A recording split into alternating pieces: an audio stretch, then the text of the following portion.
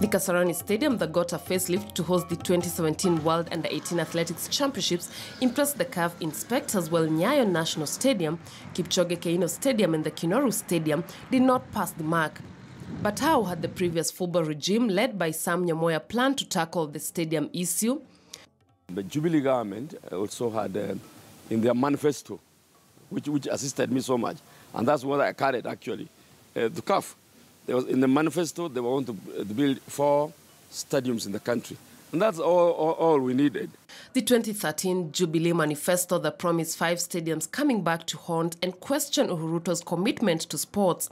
President Uhuru Kenyatta had earlier admitted to failing in that particular promise. We have not yet built the 5 stadia. But that is just one of the many promises that we have made, which we are willing and ready to admit to the people of Kenya that this to us is work in progress. During a joint interview on KBC and K24 on the 24th of September, a day after the withdrawal of Chan rights from Kenya, Deputy President William Ruto found it extremely difficult to explain the progress in the stadium's promise. We have a new stadium being built in Makueni. It's all factual. We have a new stadium being built in Marsabit, in Saku constituency, right in Marsabit town. We have a new stadium going on in Eldoret. We have a new stadium going on in Chuka. So as for building the stadia, we are well on course. 5 years ago, we identified building of stadia as an area of concern for a country. Lakini kama sasa mnasema mnataka kusaidia vijana, lakini hakuna viwanja mtengenezi, then hao vijana wenye mnasema ni akina nani? Let's say we own up for them not having been ready months in advance. Okay? That we can own up and say we could have finished them earlier. No 5 stadiums and no Chan. Football stakeholders would at least celebrate the fact that the Chan bid had seen the government release 4.2 billion Kenya shillings for the stadium's uplift. On Thursday, 28 September, KTN News' Moses Wahisi was out checking if the construction was still going on in the various stadiums. Kenya might have lost the rights to host Chan 2018. But of key importance is that the construction work is currently going on in the different stadiums, and come next year, the country will have better sporting facilities. On the same day, the Parliamentary Ad Hoc Supplementary Budget Committee had summoned the Ministry for Sports to return the 4.2 billion Kenya shillings meant for Chan to be directed to other urgent government projects. Kivyangu sijajua kama ni ukweli, ukiangalia pesa zilikuwa zimetengwa kwamba zitengeneze viwanja, wameweza tena kuziitisha, unaona. So hapo pia tunaangalia ni siasa imeingia, unaangalia kwamba hawakuwa na nia ya kuweza kutengeneza viwanja. That was last week. We also were invited. We explained the situation we have, and of course, like all other ministries, our ministry has had to give up some of the money, but money connected to this particular project was left intact. It was left intact because the money was already committed, so they could not take it away when the contracts are already running. For Chan, we are okay.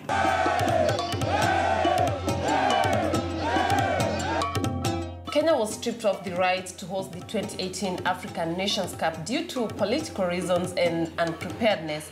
Rwanda in 2016 hosted a successful Chan tournament. And while joining us via Skype is Boni Mugabe, who is an executive officer at the Rwanda Football Association. Boni, how did Rwanda manage to host a successful Chan tournament last year?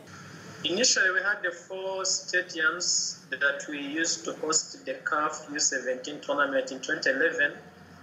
So after hosting that tournament in 2011, which we managed to reach the final, CAF gave us an opportunity to even host the Chan tournament in 2016.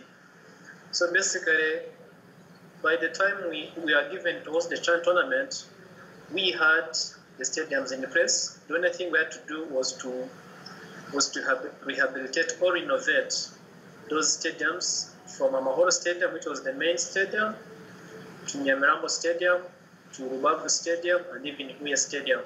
So basically renovations included expanding the stadiums, adding scrapping off the playing turf and installing a new one and increasing the seats in both Rubavu Stadium and Buye Stadium.